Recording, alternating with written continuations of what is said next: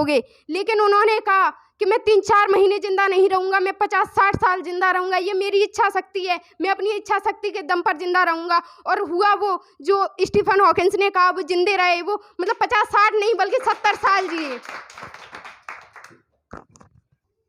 जैसा कि आपने कहा कि भगवान को किसने बनाया, अगर भगवान को ही कोई बनाता तो फिर उनकी यूनिकनेस क्यों रह जाती, यूनिकनेस नहीं रहती। जो लोग हैं उसको क्यों मानते हैं, उनकी तरफ जो श्रद्धा से है।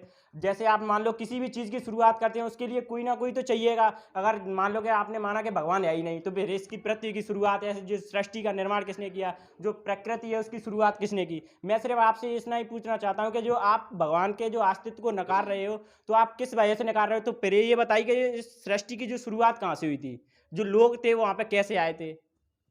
ने भगवान को श्रद्धा का विषय तो बना दिया, लेकिन श्रद्धा और आस्था वो भी कहीं ना कहीं मनुष्य की स्वार्थ के ऊपर ही डिपेंड करती है। जब मनुष्य के अंदर एक स्वार्थ होता है कि मुझे ये चीज़ चाहिए, तब वो भगवान के पास जाता है, तब वो उसे मन्नतें मांगता है, तब तक तो वो भगवान को याद तक नहीं करता। और जो स्वर्ग और नर्क की अवधारणा देते हैं, तो मैं एक उदाहरण बताना चाहूँगी। मतलब आप लोगों ने नहीं बोला, मैं इसकी बात नहीं करी हूँ, लेकिन मानते तो हैं कि मतलब जो भगवान को मानते हैं वो मानते हैं कि नर्क और स्वर्ग मतलब ऐसा होता है।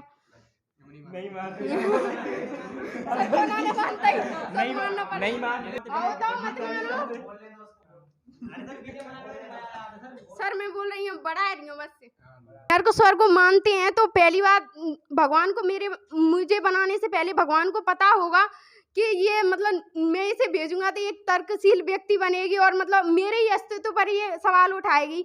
आज मैं यहाँ पर बैठी हूँ तो मतलब बहुत से लोग ये सोच रहे होंगे कि इसने भगवान के अस्तित्व को नकारा, ये नर्क में जाएगी। जब भगवान को पहले से ही पता था कि मैं उनके अस्तित्व को नकारने वाली हूँ, तो कहाँ से मतलब मेरे साथ उन्हें मुझे कोई भी दंड देने का अधिकार ही नहीं है। क्यों वो मुझे दंड देंगे, और ऐसे भगवान को माना ही क्यों जाए।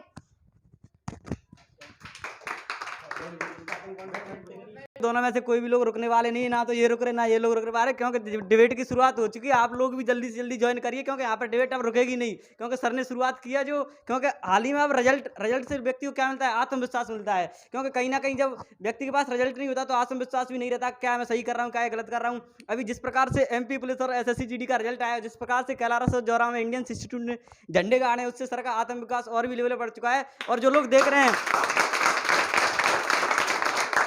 जिस प्रकार से आप लोग YouTube पर देख रहे हैं, उन लोगों से मैं एक ही चीज़ कहना चाहूँगा कि आप लोग देख लो, रिजल्ट है हमारे पास और जो साधन है। देखिए डिबेट किस प्रकार से यहाँ पर कहीं मतलब देखा है आपने, जौरा कैलाश ग्वालियर तक की बता दो मेरे को तुम कि यहाँ पर हमने डिबेट करते हुए देखा है। क्योंकि डिबेट से जो चौतरफा विकास है स्टूडेंट का, वो होना भी जरूरी है। नहीं तो आगे चल करके मान लो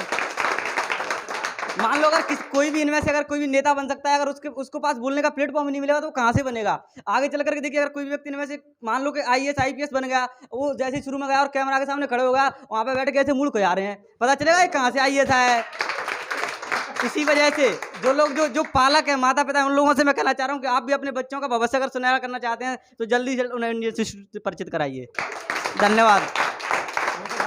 साथ ही साथ जो लोग वीडियो को देख रहे हैं वो लोग लाइक शेयर सब्सक्राइब कर दो यार, आग लगा दो।